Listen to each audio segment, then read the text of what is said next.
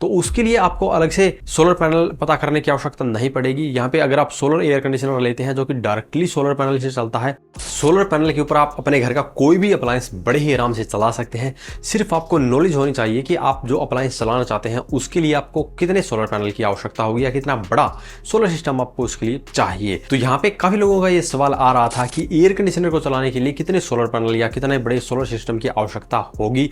तो इससे समझना बहुत ही आसान है। आपको सबसे पहले देखना है कि आपका एयर कंडीशनर पर डे कितनी पावर कंज्यूम करता है, तभी आप अपने लिए एक सही साइज का सोलर सिस्टम डिजाइन कर सकते हैं। यहाँ पर मार्केट के अंदर जितने भी एयर कंडीशनर मिलते हैं, चाहे 1 टन का हो, 1.5 का हो या 2 का हो, सभी की पावर कंजप्शन अलग अलग रहती है। अगर आप अपने घर के अंदर 2 अलग अलग ब्रांड के 1-1 टन के एयर कंडीशनर लगा लेते हैं तो उनकी पावर कंजप्शन भी आपको अलग अलग देखने को मिलती है, क्योंकि जो हमारा रूम है उसका साइज अलग अलग रहता है और जो वेदर कंडीशन है वो भी अलग अलग रहती है। हमारे रूम के अंदर क्या क्या चल रहा है उस पर भी डिपेंड करता है, कितने बंदे हमारे रूम के अंदर रह रहे हैं। तो इन सभी फैक्टर के ऊपर डिपेंड करता है कि आपका एयर कंडीशनर कितनी बिजली की खपत करेगा, क्योंकि अगर आपका रूम बार बार खुलता है तो वो और भी ज्यादा पावर कंज्यूम करेगा। और अगर आपके रूम के अंदर कोई ऐसा अप्लायंस है जो कि हीट प्रोड्यूस कर रहा है तो आपका एयर कंडीशनर आपके रूम को ठंडा करने के लिए और भी ज्यादा पावर कंज्यूम करेगा।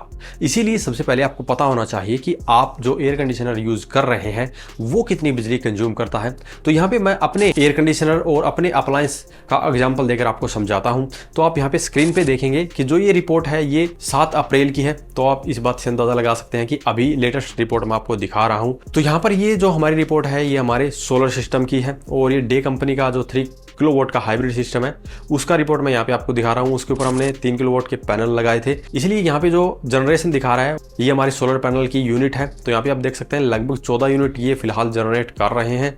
दूसरा यहाँ पे जो डेली कंजप्शन आप देखेंगे वो -13.7 है, तो हमारी जो प्रोडक्शन हुई है उससे कम ही हमारी कंजप्शन है। इसीलिए जो हमारी डेली परचेज है यानी कि जो ग्रिड की सप्लाई यूज हो रही है वो 0 यूनिट है।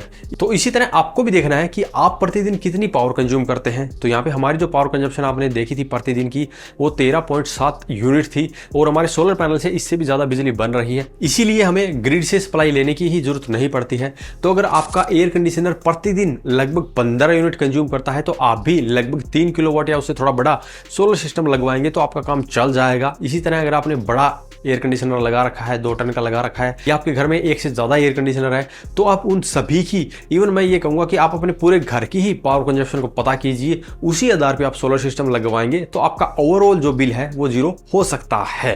लेकिन यहाँ पे एक और कॉन्सेप्ट आता है सोलर एयर कंडीशनर का, तो उसके लिए आपको अलग से सोलर पैनल पता करने की आवश्यकता नहीं पड़ेगी। यहाँ पे अगर आप सोलर एयर कंडीशनर लेते हैं जो कि डायरेक्टली सोलर पैनल से चलता है तो वहाँ पे 1 टन के सोलर एयर कंडीशनर के लिए आपको 1 किलोवाट के पैनल चाहिए। इवन यहाँ पे अगर आप किसी ब्रांड से परचेज करते हैं तो वो आपको कॉम्बो बना के भी दे सकते हैं। हमारे 1 टन के सोलर एयर कंडीशनर के साथ में आपको ये 1 किलोवाट के पैनल लगाने पड़ेंगे। इसी तरह 1.5 टन के लिए आपको लगभग 3 500 वोट के सोलर पैनल की आवश्यकता पड़ेगी और 2 टन के लिए आपको लगभग 5 500 वोट के सोलर पैनल की आवश्यकता पड़ेगी।